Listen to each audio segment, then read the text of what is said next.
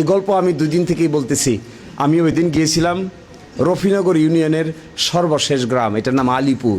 একটা মানুষ 2 চাক্কার একটা ট্রলির উপরে শুয়ে আছে, পাশে তারা হিন্দু ভদ্রলোক, তার ওয়াইফ কাঁদতেছে আর অজরে চোখেতে পানি পড়তেছে।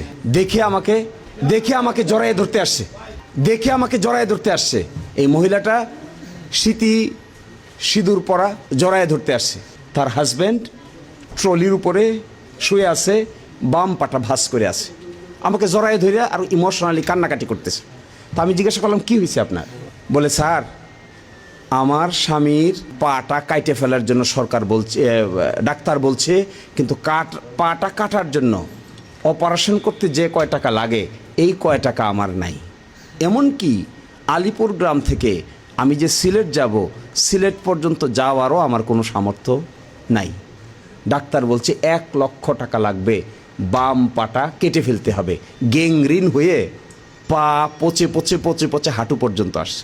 ডাক্তার সাহেব বলছে, যদি এখানে এখন না কাটো তাহলে এটা কোমরের দিকে অগ্রসর হবে, এখনই কাটতে হবে। কান্না শিশুর মতো অজরে কাঁদতেছে। ওই গ্রাম থেকে নেমে যখন পাশে গেলাম, তখন আমার কাছে মহিলাটা বায়না ধরছে, স্যার আমার ঘরটা দেখে যান। তো খুবই আবেগ আপ্লুত হয়ে ঘরটা দেখতে গেলাম।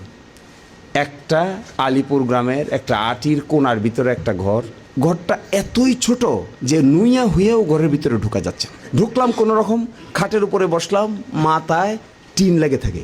2টা সন্তান, মাটা ডেকচিটা এরকম নাড়াচাড়া করতেছে, চাল নাই। তা আমি জিজ্ঞেস করলাম, এরকম করছেন কেন?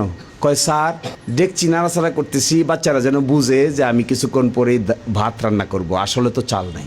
তো মহিলাটাকে বেরোয় না, এরকম করে জড়ায় ধরে রাখছি, বের করতে পারি না।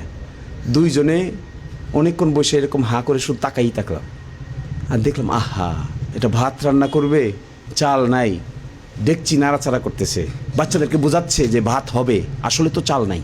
পাটা কাটে ফেলবে, পাটা লাগানোর জন্য টাকা চায় না, পাটা কাটার জন্য টাকা চাচ্ছে।